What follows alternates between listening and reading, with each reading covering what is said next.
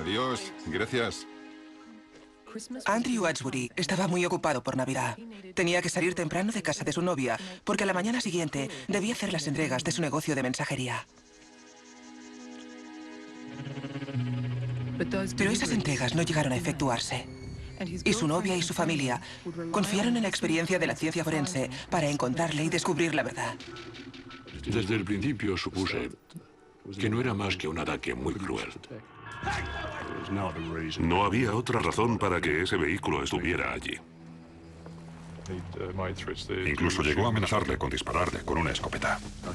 Vi lo que parecían unas manchas de cerezas chafadas, rojas, pegajosas. El luminol muestra pequeños charcos de sangre, pero se trataba de un rastro muy extenso. No era muy probable que la persona se hubiera ido caminando. Lo más lógico es que lo hubieran llevado en brazos o lo hubiesen arrastrado. Sabíamos que mucho de lo que nos decía solo eran mentiras. Comentó que nunca podríamos cogerle. Mi reacción fue, bien, ya lo veremos. Cuando Andrew Adsbury no se presentó en su trabajo, su familia y amigos se inquietaron. Su furgoneta estaba aparcada delante de la casa, pero el muchacho, de 24 años, no se encontraba en parte alguna. La investigación de su desaparición llevaría a los agentes por un camino de celos, odio y mentiras.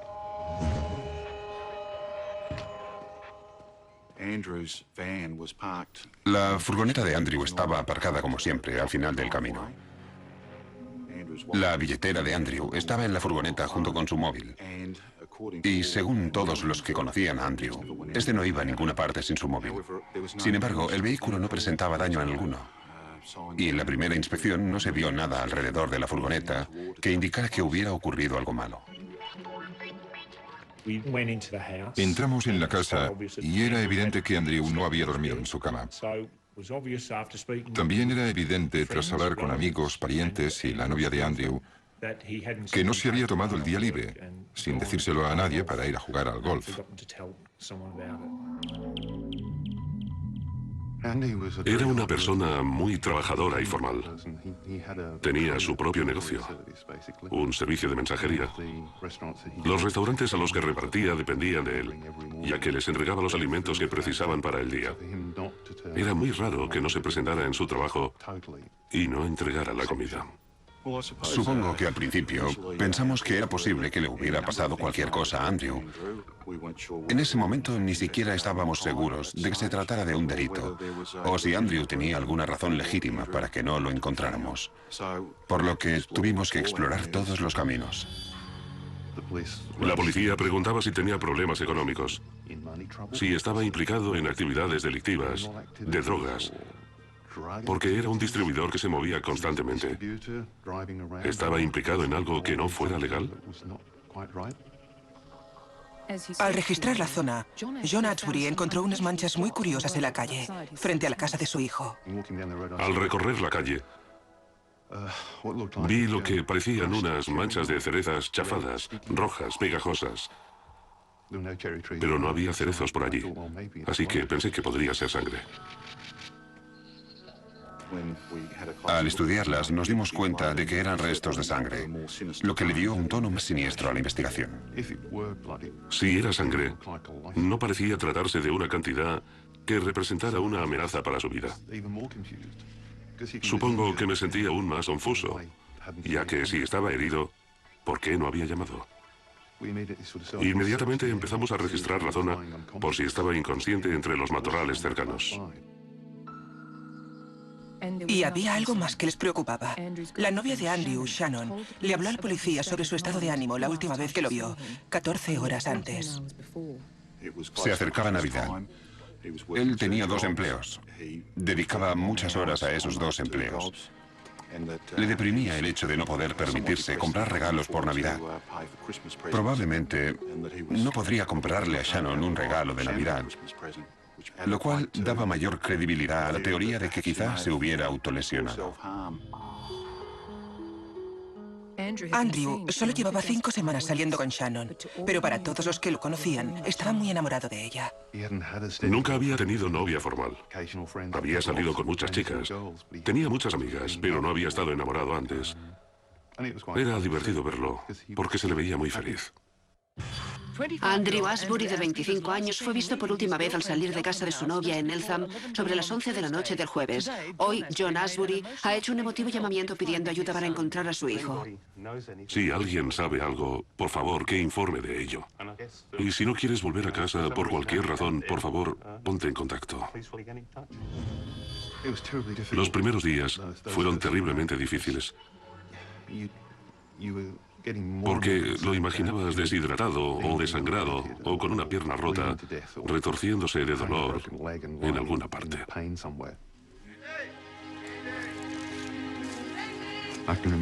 Recuerdo que el segundo día todos estábamos en el parque estatal de Warrandyte en plena noche. Nos iluminábamos con linternas y gritábamos su nombre. Bueno, era absurdo. Era imposible encontrarlo en la oscuridad, pero tampoco podías volver a casa y acostarte. Acabamos alquilando un helicóptero para sobrevolar la zona y algunos de sus amigos intentaban localizarlo con prismáticos y buscándolo por el bosque. Pero no encontraron a Andrew. Era verano en Australia. Y si se encontraba en el bosque herido de gravedad, sus posibilidades de sobrevivir disminuían rápidamente. Así que empezabas a pensar en lo peor. Andrew Ashbury, de 24 años, había desaparecido. Su furgoneta estaba frente a su casa y su billetera y su móvil seguían en el asiento del copiloto. Se habían encontrado unas manchas de sangre en la calle, junto a su casa, que fueron identificadas como de Andrew. A los 4 días de su desaparición, empezó a considerarse como un delito grave. La familia y la novia de Andrew Ashbury están ansiosos por tener noticias del joven de 25 años. Hoy la Brigada de Homicidios ha pasado a ocuparse de la investigación. Creíamos que Andrew no había desaparecido por propia voluntad. En este momento no podemos decir si Andrew sigue con vida o está muerto. Los de homicidios llegaron muy pronto. La primera vez que oyes esa palabra es muy duro.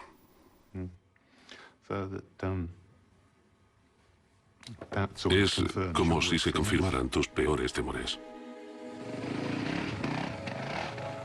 La Brigada de Investigación Criminal nos dijo que había utilizado los servicios de emergencia durante el fin de semana registrando la zona, principalmente por donde habían encontrado las manchas de sangre.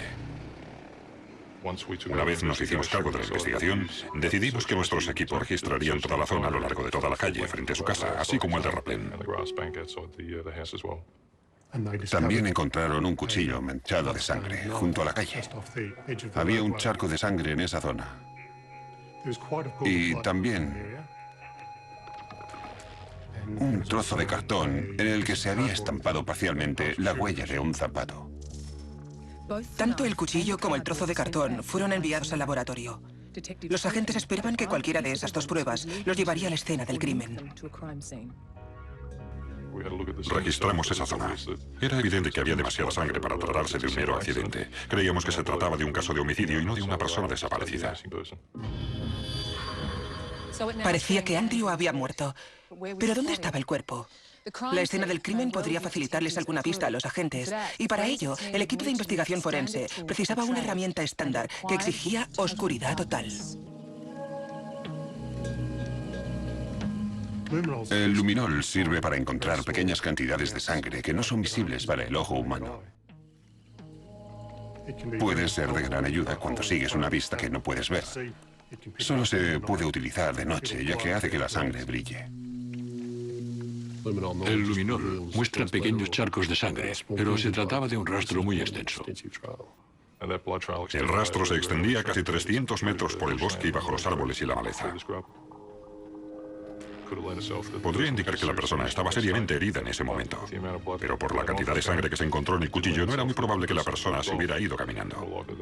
Lo más lógico es que la hubieran llevado en brazos o la hubiesen arrastrado, pero ¿era alguien grande y fuerte que pudiera llevar en brazos un cuerpo o se trataba de alguien que hubiera ayudado a transportar el cuerpo? Cuando llegamos al final del rastro de luminol, encontramos otro charco de sangre junto al camino de entrada de una casa. Era lógico suponer que se había utilizado un vehículo para llevarse el cuerpo. Desde ese momento, no tuve ninguna duda de que Andrew estaba muerto.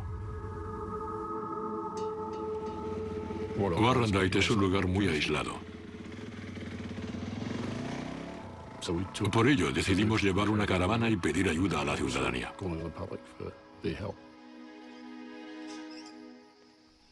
Dos personas recordaban haber visto un coche aparcado en la calle, un poco más arriba de la casa de Andrew, la noche en que este desapareció. Podían recordar parte de la matrícula, pero lo que era más importante, el coche tenía algo que lo identificaba fácilmente. Se presentó un joven y dijo que la noche en que desapareció Andrew, él iba por la calle Opossum y al entrar en su calle vio un vehículo aparcado allí. Lo que era muy raro a esa hora de la noche, especialmente porque se trataba de un vehículo de Telecom. El equipo forense encontró huellas de neumáticos en el lugar indicado por los testigos e hicieron un molde de las huellas de neumático. Si los agentes conseguían localizar el coche, podrían situarlo en la escena del crimen. Telecom accedió a proporcionarnos los informes de todos los vehículos de la empresa en el estado de Victoria. Teníamos que determinar dónde estaba esa noche cada uno de los vehículos, así que iniciamos un proceso de eliminación, tras hablar con los conductores de todos los coches y situarlos en un lugar determinado. Tras comprobar los informes de más de 3.000 coches de Telecom, la policía aisló un coche que no se sabía dónde había estado la noche que desapareció Andrew Asbury. ¿Sería el conductor del coche un testigo importante o el asesino del joven? La desaparición de Andrew Asbury ya era considerada como un homicidio. Un cuchillo roto y un rastro de su sangre de 300 metros que terminaba en un camino no dejaba lugar a duda. Varios testigos habían visto un coche aparcado cerca de la casa de Andrew en la noche de su desaparición y ahora la policía había identificado a su conductor, Stephen Pavic. Resulta que Stephen era el exnovio de Shannon, quien era la actual novia de Andrew Asbury. Andrew había trabado amistad con Shannon cuando trabajaba de mensajero en su floristería. Al principio fue una relación platónica, pero eso no impidió que Pavic sintiera unos celos terribles. Stephen Pavic no podía soportar los celos provocados por el hecho de que Shannon tuviera un amigo y que este, además, fuera Andrew. Otras personas, amigos y colegas nos facilitaron información de que Stephen Pavic había amenazado varias veces a Andrew Asbury. Discutía y se peleaba con Shannon porque ésta se mostraba demasiado cariñosa con Andrew. 2 meses antes de que Andrew desapareciera, Pavic estalló por culpa de los celos en el pub del barrio. Cuando Stephen vio que Asbury estaba allí, su nerviosismo fue en aumento. Hasta que estalló y se acercó a Asbury gritándole y amenazándole. Luego le tiró una cerveza encima, que también salpicó a una amiga de Andrew en aquellos días. Ella devolvió el favor y le tiró su cerveza a Pavic, quien aún se enfureció más, iniciando una pelea que obligó a intervenir al gorila del pub. Cuando echaron a Pavic del hotel, este amenazó a Andrew con matarlo. Shannon nos informó de que en otras ocasiones Pavic había sentido unos celos terribles de Andrew, sin razón aparente, y en una ocasión incluso llegó a amenazarle con dispararle con una escopeta. Le dijo que no hiciera tonterías, pero él siguió con sus enfermizos celos, insinuando que había algo entre Shannon y Andrew, cosa que no era cierta.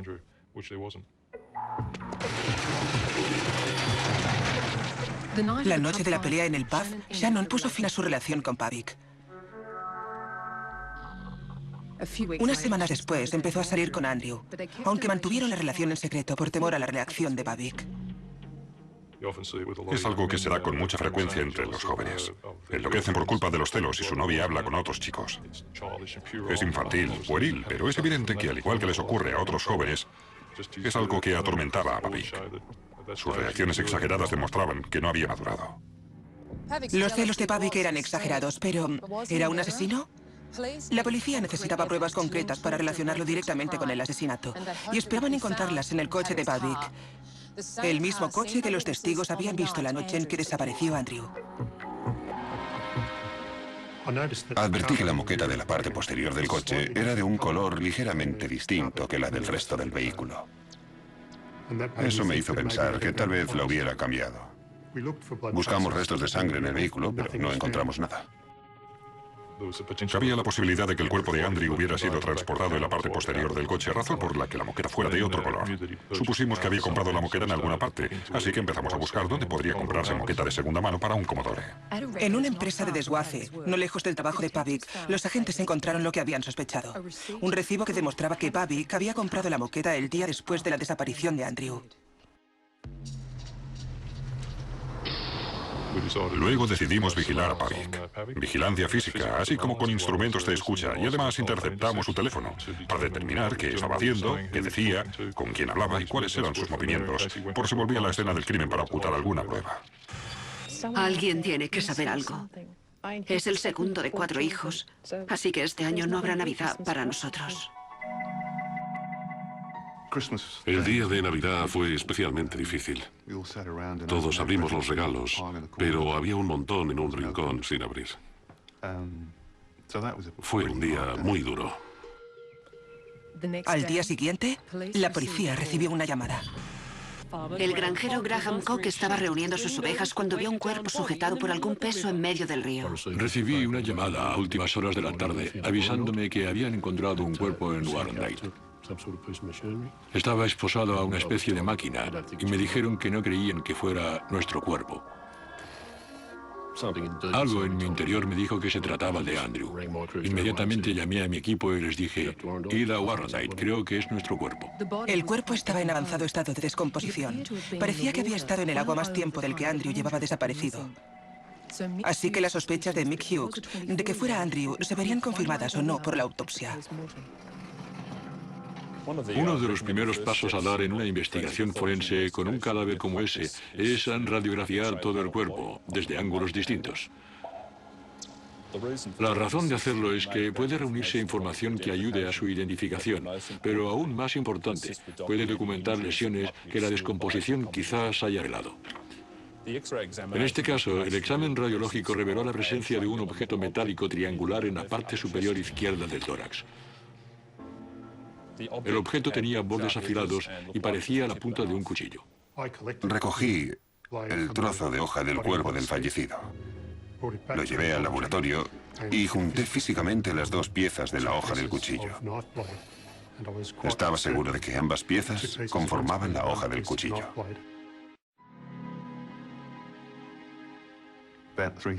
Sobre las 3:30 de la mañana llamaron a la puerta.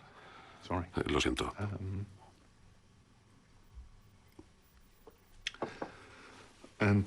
Y 2 agentes de homicidios me dijeron, ¿vamos a preparar un poco de té?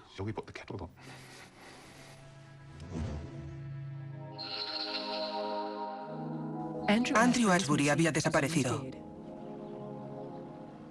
Y se suponía que estaba muerto. Durante 10 días, parientes, policías y voluntarios lo habían buscado. Y luego su cuerpo apareció flotando en el río, a unos 20 kilómetros de su casa. Había sido esposado a la pieza de un motor que se convertiría en la prueba más importante para la policía. La pieza de maquinaria carecía de un historial reciente, ya que era una pieza importada y utilizada en el proyecto de la presa Sugarloaf. Así que acudí a los medios de comunicación.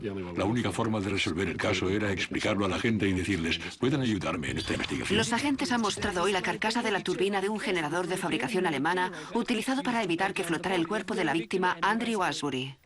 Las esposas también son bastante raras. Se consideran muy caras, cuestan unos $100 y solo pueden comprarse en tiendas muy selectas.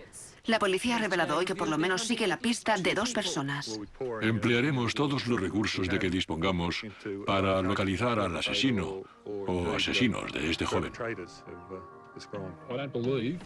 No creo que nadie pueda levantar un cuerpo esposado a esta pieza de máquina. Es demasiado pesado. A pesar de que Pavic había sido interrogado por los agentes de Doncaster, aún no había sido interrogado formalmente como sospechoso, y pensé que ya había llegado el momento de darle la oportunidad de admitir o negar los alegatos. Voy a interrogarle con relación a la muerte de Andrew John Ashbury. ¿Puede ejercer su derecho de pedir la asistencia de un letrado? ¿Ha entendido sus derechos? Sí, ¿puedo hacerlo ahora? Sí, déjeme terminar. Vale. Mi siguiente pregunta es si desea ejercer alguno de dichos derechos antes de iniciar el interrogatorio. Sí, claro. Muy bien. Pavic habló con su abogado y su respuesta a todas las preguntas fue la misma. El 15 de diciembre de 1994, ¿puede detallarme sus movimientos? Sin comentarios. ¿Conoce a alguien llamado Andrew Ashbury? Sin comentarios. ¿Conoce a alguien llamado Shannon? Sin comentarios. ¿Conduce un coche Commodore Holden? Sin comentarios. ¿Trabaja en Telecom Australia? Sin comentarios. Como resultado de la negativa de Pavic a responder a las preguntas, teníamos muy pocas opciones. Podíamos acusarle, aunque en ese momento teníamos muy pocas pruebas contra él, por lo que decidimos ponerle en libertad y seguir con nuestra investigación. Cuando acompañaba a Stephen hasta la puerta, mostró un evidente antagonismo hacia mi persona y los demás. Comentó que nunca podríamos cogerle. Mi reacción fue: bien, ya lo veremos. Stephen Pavic había desafiado a los agentes. Su siguiente movimiento fue relacionarlo con las esposas utilizadas para esposar a Andrew, por lo que realizaron una búsqueda sistemática en las tiendas cercanas a su casa y tuvieron suerte. Pavic había comprado unas esposas un mes antes del asesinato.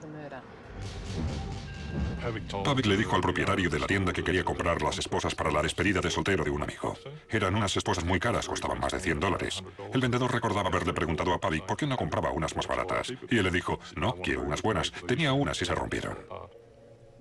Y tuvieron un golpe de suerte con la pieza del motor. Al día siguiente recibimos la llamada telefónica de un joven agente fuera de servicio que tenía un amigo que le había dicho que sabía de dónde provenía esa pieza. La había visto en una carretera de Coldstream.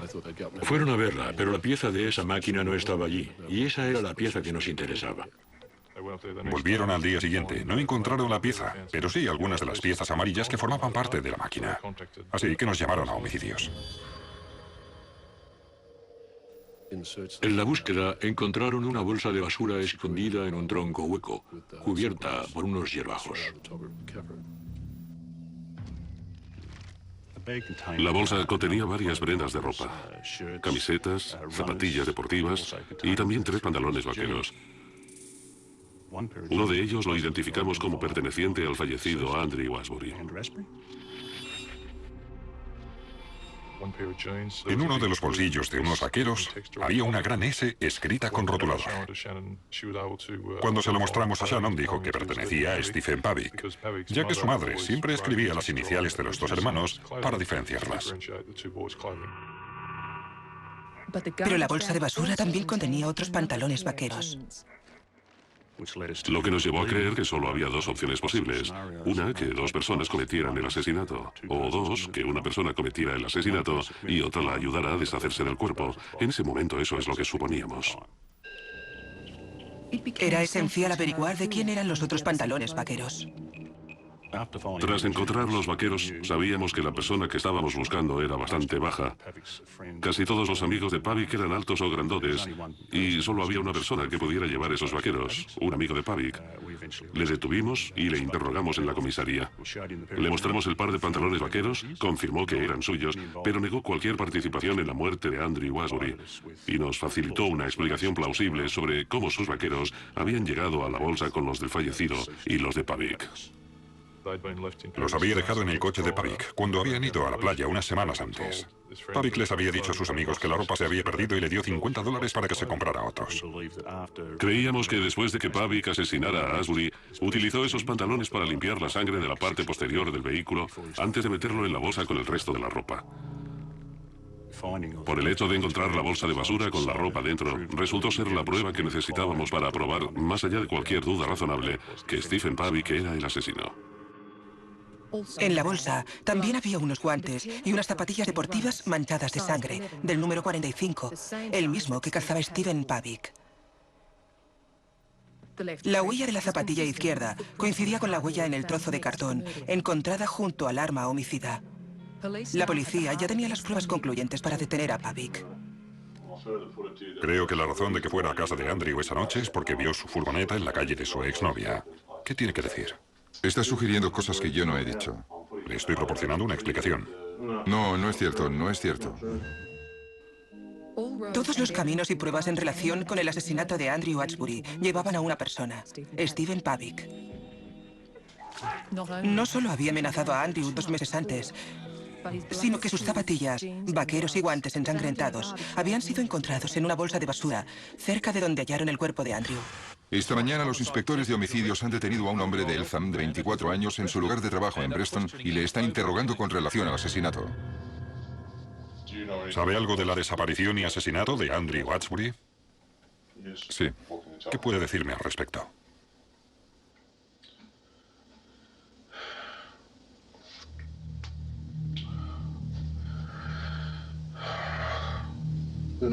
La noche en que desapareció Andrew, yo pasé por delante de la casa de Shannon.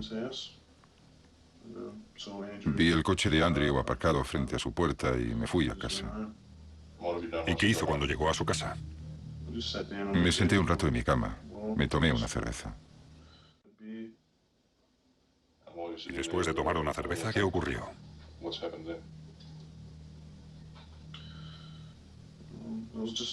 Me puse a pensar en que el coche de Andrew estaba aparcado frente a la casa de Shannon. Ajá. Quería que Shannon volviera a ser mi novia. Necesitaba averiguar qué estaba pasando, si él salía con ella o lo que pasara. Sí. Si salía con ella, quería asustarle un poco, pero no quería hacerle daño. Bajo ningún concepto quería hacerle daño. No quería causarle dolor ni nada de eso. Solo quería asustarle un poco y averiguar qué estaba pasando. Me dirigí al garaje, cogí el cuchillo de pesca, subí al coche y conduje hasta Warrandyte.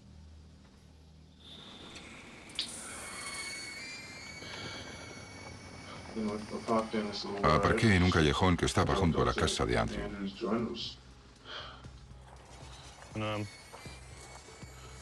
Estaba sentado por aquí.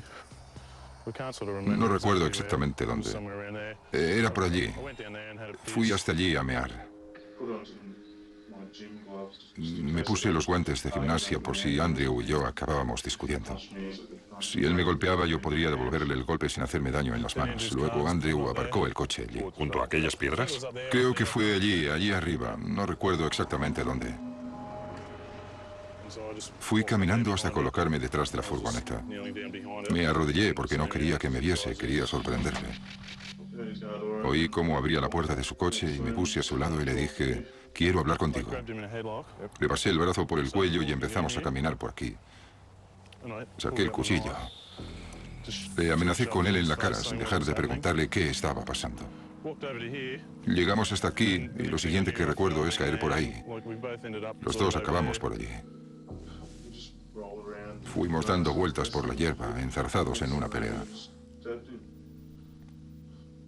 Lo siguiente que recuerdo es haberle apuñalado. Se rompió el mango del cuchillo. Supuse que se debía a que caí sobre él o algo así. Él empezó a gritar y yo no sabía qué hacer. Había sangre por todas partes. Yo repetía constantemente, lo siento. Le tapé la boca con la mano para evitar que gritara, pero él gritaba y yo decía, lo siento, y entonces me eché a correr. Cuando volví, no hacía ruido alguno. Así que le cogí y lo llevé hasta el final del camino. En ese momento, ¿cómo lo Si llevaba? quiere que se lo explique, fue algo así. En todas las reconstrucciones en las que he participado. Sí, los delincuentes suelen explicar cómo han hecho determinado movimiento sin implicarme físicamente en el proceso. Que un hombre fuerte te bande con tanta facilidad era algo en cierto modo amedrentador. El camino que tomó subía y bajaba una pequeña colina, cruzando un bosque con todos sus árboles. Se necesitaba mucha fuerza, un gran esfuerzo para llevar un cuerpo hasta tan lejos. Seguí arrastrándole hasta llegar arriba. Tardé bastante tiempo. Luego corrí a buscar el coche. El coche de Pavic estaba aparcado cerca de la casa de Andrew, en el lugar en que los testigos lo habían visto esa noche fatal. Después volví, lo arrastré y lo metí en la parte posterior del coche.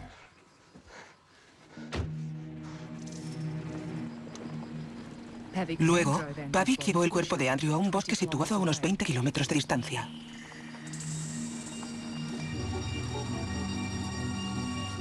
Le quité la ropa porque estaba llena de sangre. Llevaba una bolsa de basura en el coche con ropa de un amigo mío. El fin de semana habíamos ido a la playa y aún tenía su ropa en el coche. Había varias toallas y cosas así. Lo metí todo en la bolsa. Después la metí en ese tronco quemado de allí. ¿Puede acercarse a ese tronco e indicárnoslo? Justo ahí. ¿Ese? Sí. Cuando iba subiendo vi esa cosa enorme de color amarillo. Pavic esposó a Andrew a la pieza de la máquina y lo arrojó al río.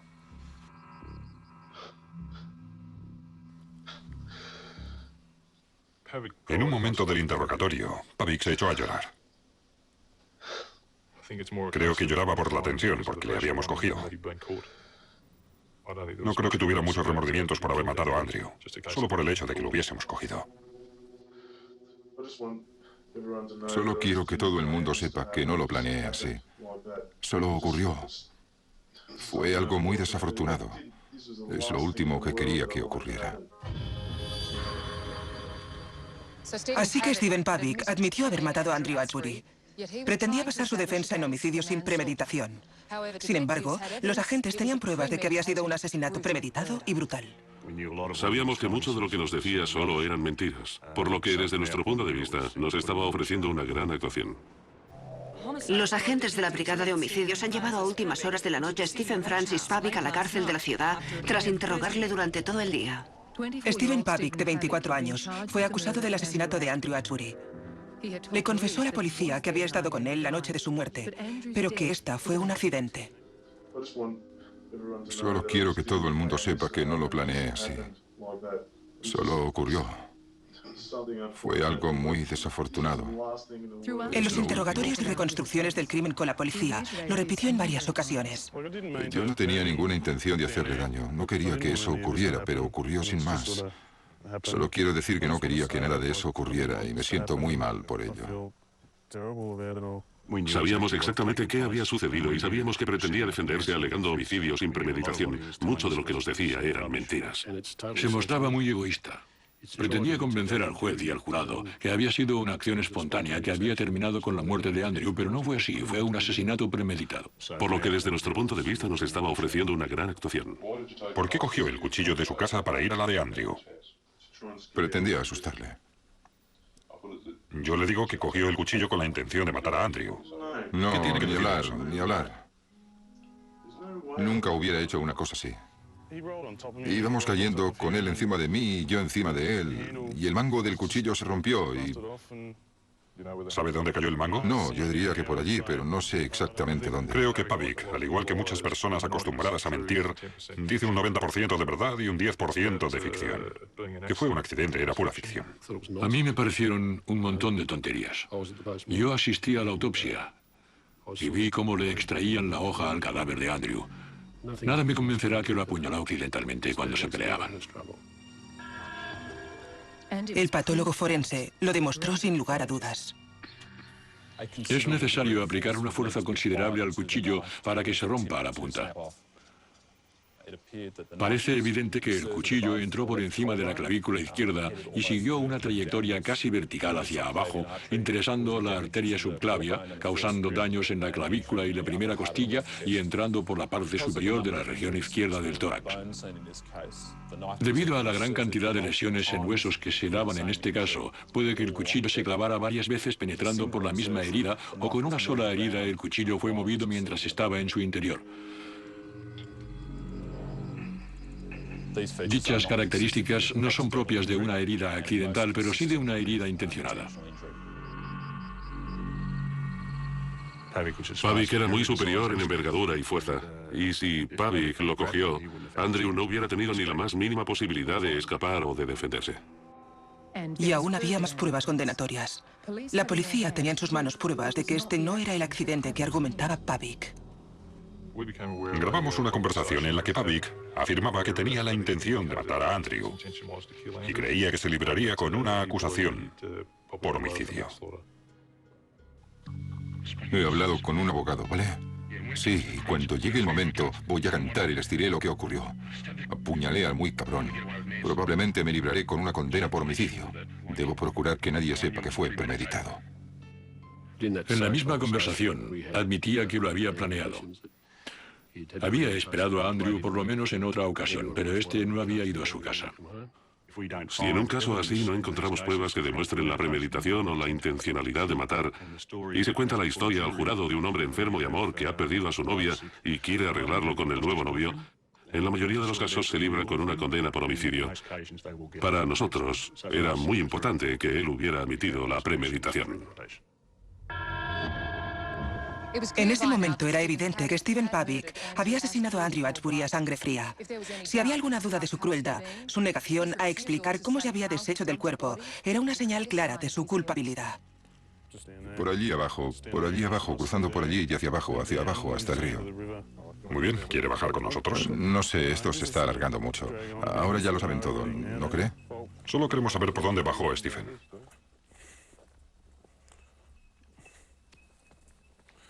No quiero decir nada más, lo siento. ¿Lo siento? No pienso decir nada más. Hay una colina por allí, solo... Lo siento. Cuando dejamos de grabar y le preguntamos por qué no quería continuar, dijo que había tirado el cuerpo por un acantilado y que el jurado lo condenaría sin pestañear si conociera esos detalles. Así que no quería proseguir. Trató al cuerpo con una falta de respeto absoluta. Lo desnudó y se deshizo de joyas y objetos que pudieran identificarlo. Lo arrastró por la maleza, lo tiró por un acantilado, lo esposó a una pieza de una máquina y lo arrojó al río. No le preocupó en absoluto lo que le estaba haciendo al cuerpo de Andrew. Solo quería deshacerse del cadáver. Los familiares y amigos de Andrew Ashbury salieron del Tribunal Supremo aliviados por el veredicto de culpabilidad, pero muy afectados por el brutal asesinato.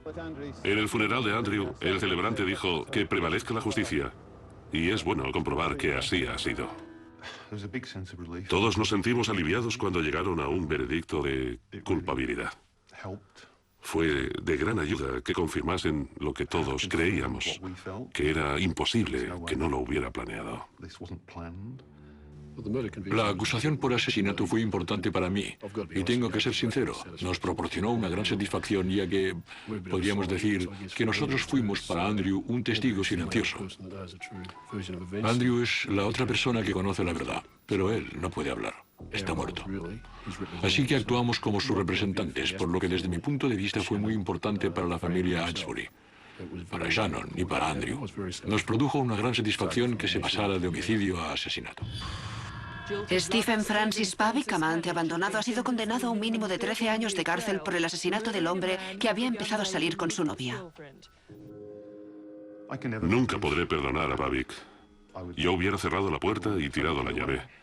No creo que deba volver a vivir en libertad. Tendrá, si sale por buena conducta, tendrá 38 años cuando sea puesto en libertad. En el año 2008... Mi opinión de Pavic. Pavic es un cobarde y un matón. Es un asesino cobarde que se atrevió con un hombre más pequeño y más débil que él. Así no actúa un hombre de verdad.